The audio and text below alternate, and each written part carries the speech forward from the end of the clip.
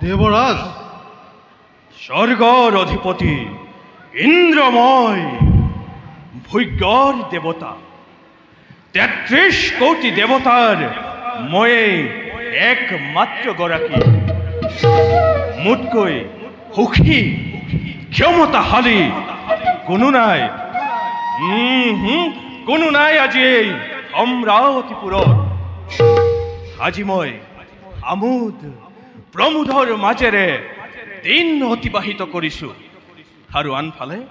মৰ্ত্যত মানৱে কৰিছে হাহাকাৰ হওক হাহাকাৰ তাত মোৰ অলপো আক্ষেপ নাই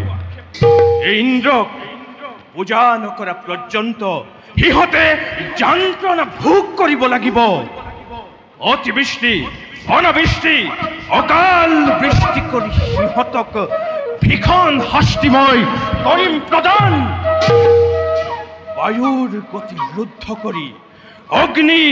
প্ৰজ্বলিত কৰি সিহঁতৰ মাজত মই কান্দোনৰ ৰোল তুলিম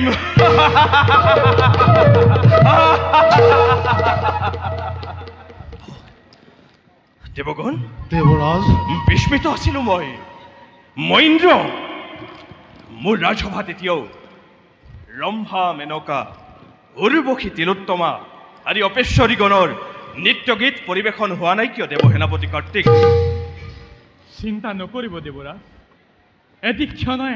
মই সকলো ব্যৱস্থা কৰিম আপুনি খন্তেক অপেক্ষা কৰক মই সিহঁতক লৈ আহোঁগৈ যোৱা বাবা কাৰ্তিক খন্তেক অপেক্ষা কৰা কি হ'ল বৰুণ তোমাৰ উদ্দেশ্য কি বৰুণ কিয় বাধা দিলা মোক সূৰ্য উদয়ৰ বহু সময় হ'ল তথাপিও ইন্দ্ৰ ৰাজসভা শূন্য কেনেকৈ শূন্য হ'ব দেৱৰাজৰ ৰাজসভা স্বয়ং দেৱৰাজ আজি সিংহাসনত বিদ্যমান দেৱৰ সেনাপতিক আৰু ময়ো সভাস্থলীত নহয় বৰুণ অপেশ্বৰীগণ নথকালৈকে ইন্দ্ৰ ৰাজসভাৰ কোনো মূল্য নাই মহাদেৱৰ পুত্ৰ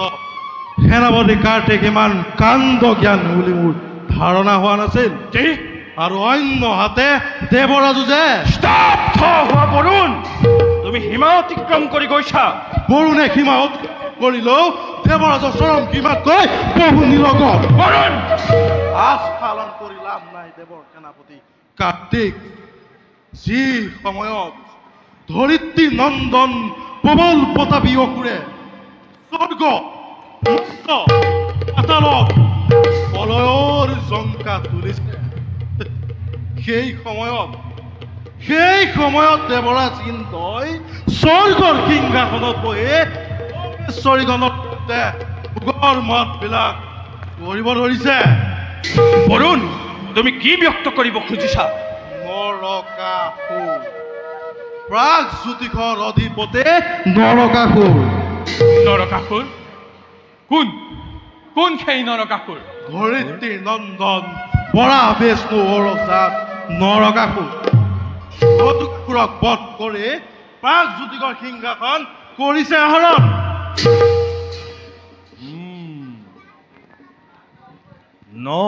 নৰকাসুৰ আজি মোৰ পৰিছে মনত বসুমতীয়ে এটি সদ্যজাত শিশুকুলে লৈ জগতৰ দুৱাৰে দুৱাৰে ভ্ৰমি ফুৰিছিল আশ্ৰয় বিচাৰি তাৰ হেনো জন্ম বৰাহৰ ঔৰসত সেই অজাত কুলহীন নৰকাসুৰ আজি প্ৰাগজ্যোতিষৰ ৰজা এয়া যেন সম্ভৱ বৰুণ কোৱা হলে অৰুণহীন দেৱৰাজ